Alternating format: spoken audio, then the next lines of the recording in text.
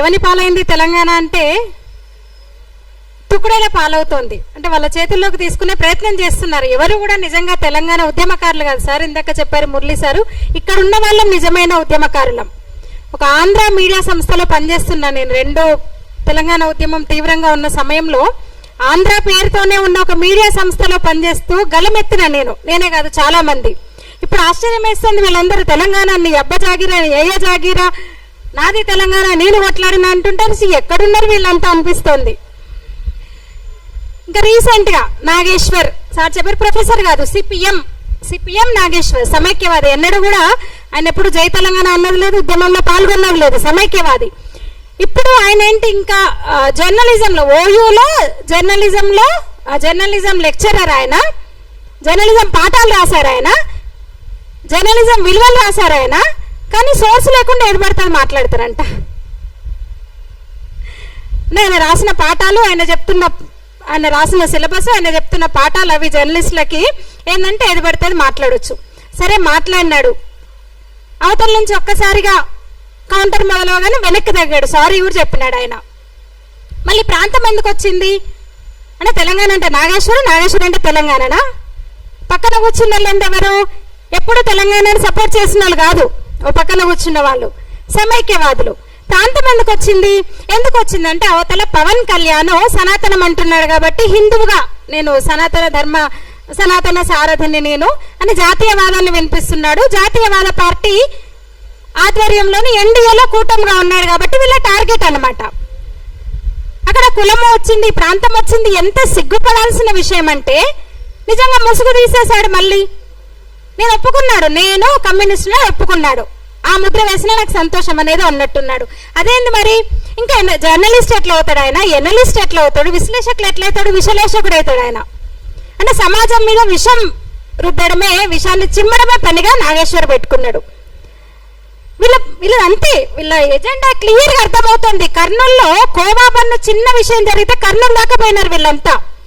Khoa bun వలి అనుకుంటా, వలికి మద్దతుగా అదే ఏపీకి వెళ్ళారు, కర్నూలు దాకా వెళ్ళారు, కోవా బన్నులు తినొచ్చారు, ఓదార్చారు, లక్షలు ఇచ్చేసి వచ్చినారు. పవన్ కళ్యాణ్ ఒక మాట అనేసరికి మళ్ళీ ఏపీ వద్దంట, లేదంటే మార్వాడీస్ గోబ్యాక్ అంటారు. ఏమైంది మార్వాడీస్ గోబ్యాక్ ఉద్యమం? ఎందుకు ఆపినారు మీరు మళ్ళీ? అంటే ఏం ముట్టింది మీకు? ఎందుకు మీరు ఆపారు? ఇది ఎన్ని రోజులు ఉంటుంది ఇప్పుడు ఎత్తుకున్న ఉద్యమం? ఎంతమందిని తరిమేస్తారు? ఆంధ్ర వాళ్ళనో లేదా వేరే రాష్ట్రం వాళ్ళనో మార్వాడీస్నో మీరు ఈ ఉద్యమం పేరుతో ఎంతమందిని తెలంగాణ నుంచి వెళ్ళగొట్టారు, ఇంకా వెళ్ళగొడతారు? అది చెప్పండి ముందు. అంటే మీకు అందరూ రాజకీయ పార్టీలు వాళ్ళ బిజీలో వాళ్ళు ఉన్నారు, మీకు పూట గడవాలి. పబ్లిక్ ఎవరు తెలంగాణ శ్యామ్ అంట, పృథ్వీ అంట, ఎవరు అంట. అప్పుడెప్పుడు మార్వాడీస్ గోబ్యాక్ మూమెంట్ నుంచే వచ్చారు వాళ్ళు. ఎన్నడూ రోహింగ్యా గోబ్యాక్ అనలేదు. మరి వాళ్ళు మాత్రం ముద్దు. అంటే వీళ్ళ కమ్యూనిస్టులు అంటే వాళ్ళ భావజాలమే అది. అప్పుడు టాటాలు, బిర్లాలు, ఇప్పుడు అదానీలు, అంబానీలు ఏం చెప్తారు? ఆ కేజ్రీవాల్ అనగానే అంటే వాళ్ళకి ఒక పిక్చర్ కనబడగానే వాడు మేధావులా కనిపిస్తాడు. వీళ్ళలాగా మాటలు తప్ప చేతులు ఉండవు, నెత్తిన పెట్టేసుకుంటారు. ఢిల్లీని ఒక దాదాపు 15 ఏళ్ళు దారాదత్తం చేసి ఢిల్లీని సర్వనాశనం చేశారు. అంటే అలా మాట్లాడే వాళ్ళని మీరు కాక్రోచ్ జనతా పార్టీ అనగానే మళ్ళీ ఒక హడావుడి చేశారు. ఏం ఉండదు. పోనీ ఏం కావాలి? మీరు ఏం ఎక్స్పెక్ట్ చేస్తున్నారంటే మా నాయకుడు ఇట్లుండాలని చెప్తారు. వాళ్ళ నాయకులు ఎట్లుంటారు, వాళ్ళ పార్టీ ఎట్లుంటుంది, వాళ్ళ సిద్ధాంతం ఎట్లుంటుంది అంటే ఇది.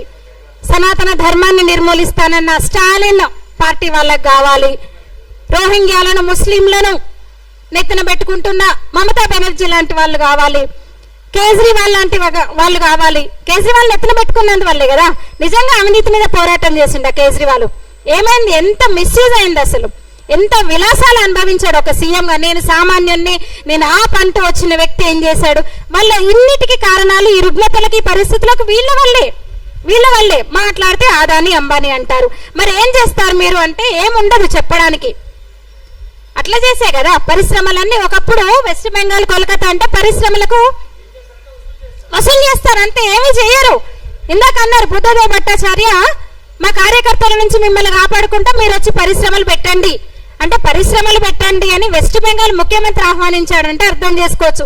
స్వతంత్రానికి ముందు నుంచి కూడా పరిశ్రమలకు కేర్ ఆఫ్ అంటే పరిశ్రమలకు ముఖ్య కేంద్రం అంటే కోల్కతా, వెస్ట్ బెంగాల్. ఒక్క పరిశ్రమ కూడా లేదు 30 ఏళ్ల వాళ్ళ పాలనలో, కమ్యూనిస్టుల పాలనలో.